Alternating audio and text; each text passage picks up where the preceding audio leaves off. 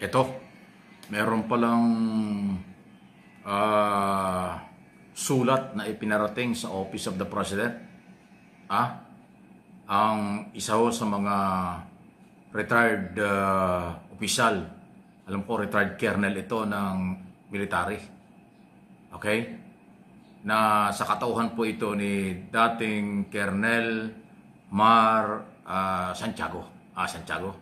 Tama, Santiago. Ala ko mali ako eh. Dating LTO chief ito noong mga araw. Ang purpose ng kanilang sulat na ipinarating sa Pangulo, umaapila sila na ilabas na daw ng ating Pangulo ang lahat ng kanyang nalalaman tungkol dito sa graft and corruption. Ibig sabihin, kung meron pang hindi nababanggit, baka piling nitong mga retiradong kernel at militaring ito na meron hindi pa nababanggit ng Pangulo o baka nagdadalawang isip, ilabas na daw lahat ng Pangulo kung ano ang kanyang nalalaman para dito ho sa iso ng graft and corruption. Kung merong kilala ang Pangulo na talagang may kinalaman sa korupsyon, ilatag na. Tamang-tama po ito. Kaya ko po ito ay ginawang topic ngayon at pinag-uusapan. Pabor ako rito. Alam niyo bakit? Ilang beses ko na pong sinabi, inamin na rin ang Pangulo at naniniwala naman ako na kilala niya. Meron siyang kompletong report at detalye. Sinong kontraktor, sinong politiko, sinong taga-gobyerno ang sangkot sa katiwalian. Dahil sa lawak ng intelligence ng Pangulo, intelligence report, counterintelligence at kapangyarihan ng Pangulo, imposibleng hindi niya alam yan. Sa ngayon po, marami nang nabulgar na mga kontraktor, politiko sa Senado, Kongreso, ngayon at mga dati, active at mga dati, pero mukhang nakukulangan pa ang grupo ni Colonel Santiago. At hindi naman masama yung sulat na yan. Sa tingin ko ay karapatan nila yan. At kung sasagutin ng Pangulo, at kung hindi man sagutin pero ilabas ang lahat ng nalalaman, mas makakatulong sa kaalaman ng mamamayang Pilipino at higit sa lahat para din sa malawakang investigasyon.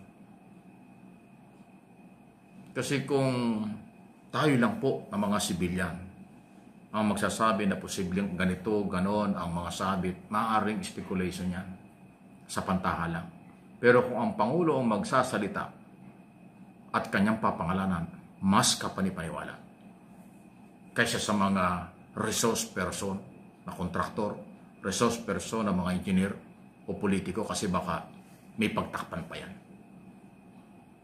Mas maraming alam ang Office of the President sa katotohanan na magpagkakakilanlan kung sino ito. Dahil total, ang sabi naman ng Pangulo walang kamag-anak, walang kaibigan, walang kapartido. Pag may ebidensya, ebidensya ang magiging basihan para kasuhan ang kahit sino. Walang pinipili. Ay di, tama-tama, ilabas lahat. Kasi ang nanggaling sa impormasyon sa Pangulo, 15 lang na kontraktor sa unang press conference. 15 kontraktor ang nasa kanyang unang ipinakita sa media na sangkot sa iba't ibang mga project. At yung 546 billion sa flood control project, imposibleng 15 kontraktor lang ang sangkot yan. Lumabas ka makailan, mga 67 kontraktor, sabi ng Senado, ni Ping Lacson, kung di akong kakamali. Baka hindi lang. Ang Public Works ang mayroong listahan niya. Di ba? Hindi naman inilabas until now ni Secretary Dizon kung ilan talagang kontraktor. Baka ayaw niyang pangunahan ng Malacanang. Kasi ako'y naniniwala at malamang si Colonel Santiago naniniwala rin at kayong mga Pilipino, tayong mga Pilipino, na mayroong unang listahan ang Pangulo sa kung sinong kontraktor at politiko at sangkot sa katiwaliang ito. Hindi pa lang na ilalabas lahat. Ang sinusundan nila ay yung ginagawang investigasyon ng ICI. At kung sinong lalabas doon, yun ang kakasuhan. Pero mas maganda talaga kung sino at ano ang listahan ng Pangulo, ilabas lahat. Para ho, managot ang lahat. Kasi bilyon, trilyon, 1.7 trilyon ang nawalang pera sa bayan ayon sa ICI sa loob ng 10 taon. So, imposibleng 15 kontraktor lang ang sangkot yan. Imposibleng wawalo o 20 congressman lang o 6 hanggang 7 senador lang. Active at saka mga dating politiko ang sangkot yan. Hindi, marami ho talaga. So, tama lang na siguro ay ilabas ito. Ano po inyong masasabi? Okay? Samantalang nakapila daw po at sunod-sunod na ang ipapile na kaso sa kung sino-sino na ngayon po ay nasa ilalim ng mga recommendation, referral ng ICI, Independent Commission for Infrastructure, sa Office of the Ombudsman. Halos every other day, nagdadala ng volume, kahon-kahon ng mga ebidensya.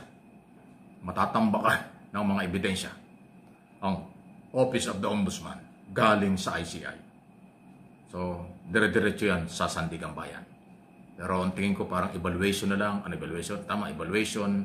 Pagpapahinal na lang po dahil kompleto na halos yung recommendation, pangalan ng kontraktor, pangalan ng politiko, pangalan ng sangkot. Yun po yung nire-recommenda ng DPWH at saka ng ICI before Ombudsman. Ang Ombudsman po ang maggagawa ng pinali para naman kanilang formal na i-file ang kaso sa Sandigang Bayan. Ganun po ang proseso kasi, para lang may idea tayo. Kaya kaya nga 'di ba, parang nananawagan ng Ombudsman na sila tulungan ng mga ibang abogado kasi hindi kakayanin ng kasalukuyang manpower ng Ombudsman, ng daming trabaho, daming kaso. Sabihin mo kung 1,000 to 1,200 ang kakasuhan, ay ang ebidensya sa bawat isa ay kahon-kahon. So ilang libong kahon yan. Kita nyo isang araw na binalita ko, yung truck ng PNP, at tapos yung kailang investigasyon sa mga probinsya, isang truck na kahon-kahon ng mga dokumento. Re-reviewin yun. So kung kakunti ang abogado, kakunti ang manpower, talagang mahirap. Kaya yung trabaho kasi ng ICI, recommendatory lang. Wala naman silang power na mag-prosecute. Wala. Fact-finding lang ito. Investigation lang. Kaya lang, problema sa investigasyon puro executive session. Hindi pa natin makita yung live na inaasahan natin, na hinihiling ng taong bayang live ang investigasyon, hindi pa rin nagagawa ng ICI hanggang ngayon. Hindi ko alam kung bakit. Ay ginagawa pa daw yung rules. Gagawa pa ng rules kung paano mag-live. Wow. Ang dami niyong So, habang wala pa tayong nakikitang live na question and answer at investigasyon mula sa ICI, so kung ano kailang ginagawa, pag evaluate ang dokumento, yun ay pinipresenta sa Ombudsman, kahon-kahon, tapos ang Ombudsman ang bahala kung paano dalhin sa Sandigang Bayan. So, ang inirekomenda, pinakahuli, 8 congressman, kasama si Saldico. So, ang sinabi nga ni Boyeng Remulla, mga 10%. Ilan ba ang 10% ng 300 congressman? Ilan ba ang congressman ngayon? 316 na 320? Ang 10% nun, 30. Tama ba? O sabihin natin 35. O sabihin natin 35 congressman. Ay, ang na-identify, nakakasuhan pa lang si Saldico. Tapos mayroong another 7. Kung 35, yun dami pa. Wow! Mahaba-habang usapan niya.